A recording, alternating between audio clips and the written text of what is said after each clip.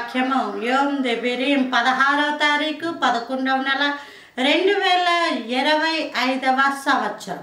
మన దేవుడిస్తున్న చక్కటి మాట 76వ కీర్తన 12వ వచనం. అధికారుల పొగరును అణిచివేయువాడు.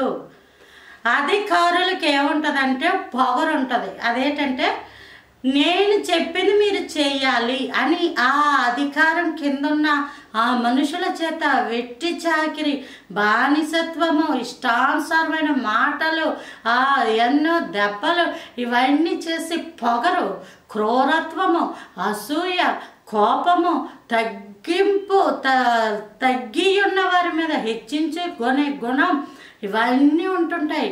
ఉన్నప్పుడు వాళ్ళు ఏం చేస్తారంటే బాబోయ్ మాకెవరు దిక్కు, మా బ్రతుకులు ఎలాగా, మా జీవితాలు ఎలాగా అని కృంగిపోతా, కృషించిపోతా, బలహీనపడిపోతూ ఉంటారు. అప్పుడు దేవుడు ఏం చేస్తాడంటే అధికారుల పొగరును అణచివేస్తాడు. మోషే కాలంలో ఇశ్రాయేలీలు బహుగా నలిగిపోయేవారు, కన్నీరు కాచేవారు, వెట్టి చాకిరి, బానిసత్వం, ఈ యొక్క పనులు చేయించేసేవారు. అది క్రూరంగాను, వాళ్ళకి కావాల్సిన మెటీరియల్ ఇవ్వరు, కానీ రోజుకి ఇంత లెక్క అప్పగించాలి. ఆ మెటీరియల్ కూడా ఎక్కడ అమ్ముతారో, ఎక్కడ దొరుకుతుందో అక్కడికి వెళ్ళి వీళ్ళే అది తీసుకొని వచ్చి ఆ సామాగ్రి అది ఏ రోజుకి ఆ రోజు లెక్కలు అప్పగించాలంట. అంత క్రూరత్వంగా అప్పటి కాలపు అధికారం ఉన్నప్పుడు దేవుడు ఏం చేశాడంటే మోషేని పంపించి తన ప్రజలను విడిపించాడు. హల్లెలూయా. అధికారము చేసే ఆత్మను దేవుడు ఏం చేశాడు? అణచివేశాడు. ఇంకెప్పుడు ఇశ్రాయేలీయులు వెట్టి చాకిరి అన్నదే చేయలేదు.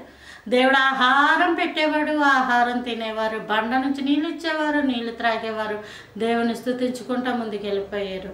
అంటే అధికారం చేసే ఆత్మను దేవుడు ఏం చేస్తాడన్నా అణచివేస్తాడు. ఒకవేళ నీవు ఇలాంటి పరిస్థితులు గుండా వెళ్తున్నావేమో, నీ శరీరం మీద అధికారం చేసే వాళ్ళు ఉన్నారేమో, నీ మనస్సు మీద అధికారం చేసే వాళ్ళు ఉన్నారేమో, నీ ఆత్మ మీద కూడా అధికారం చేసే వాళ్ళు ఉన్నారేమో, అధికారం చేసే ఆత్మను దేవుడు త్రొక్కివేయును గాక. Praise the Lord. ఆమేన్.